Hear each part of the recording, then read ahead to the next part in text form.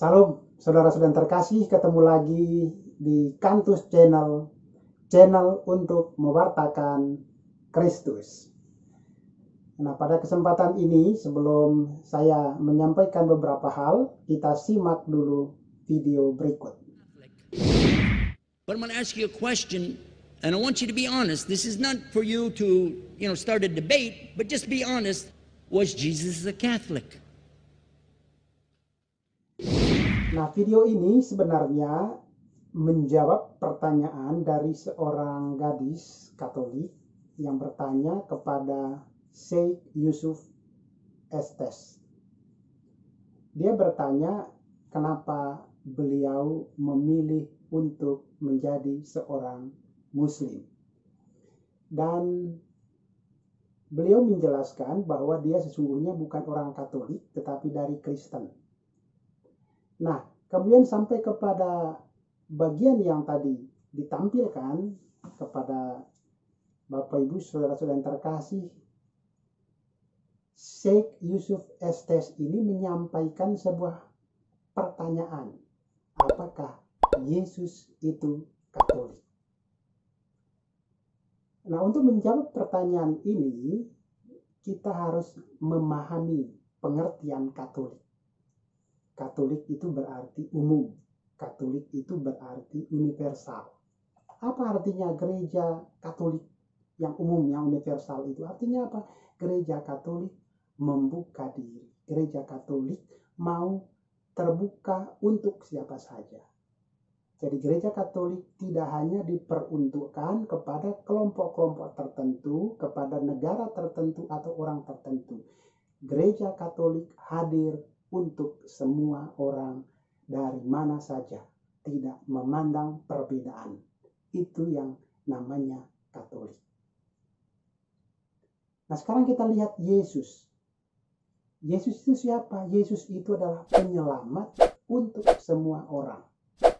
Yesus tidak datang hanya untuk kelompok tertentu, tetapi Yesus datang membawa keselamatan untuk semua umat manusia.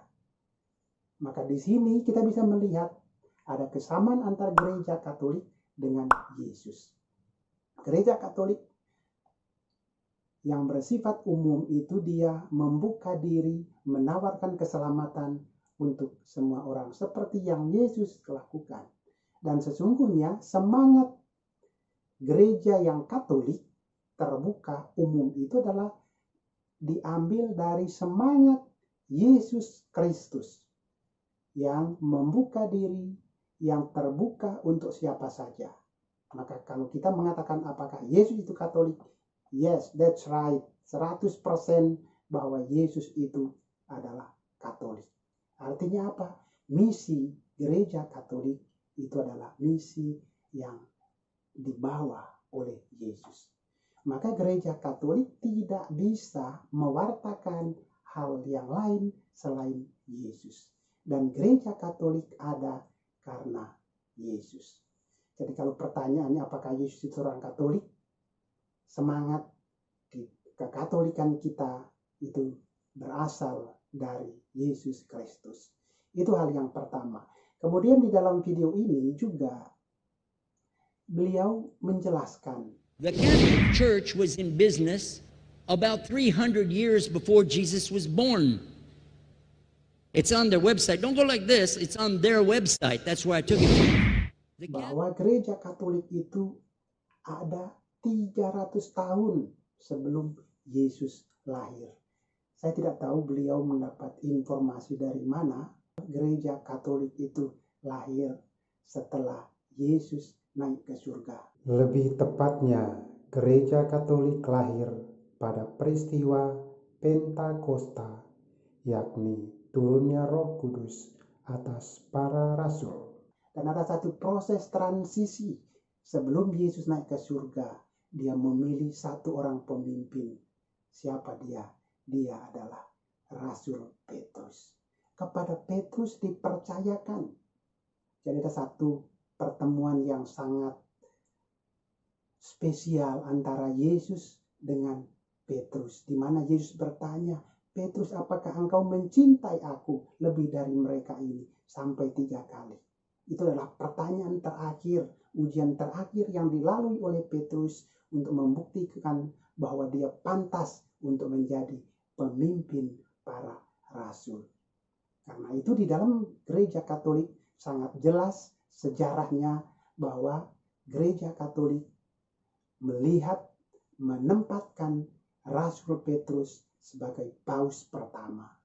Jadi gereja Katolik tidak hidup 300 tahun sebelum Yesus, tetapi gereja Katolik ada setelah Yesus naik ke surga, dan ini dimulai oleh para rasul di bawah pimpinan Rasul Petrus yang menjadi paus pertama.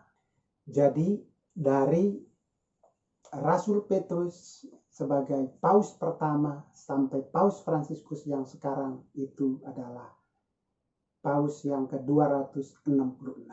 Jadi sejarahnya sangat jelas. Nah, dengan demikian kita dapat memahami bahwa gereja Katolik mempunyai sejarah yang jelas, juga dokumen-dokumen yang jelas yang bisa kita ambil, yang bisa kita pelajari bersama-sama untuk memperkuat iman kita.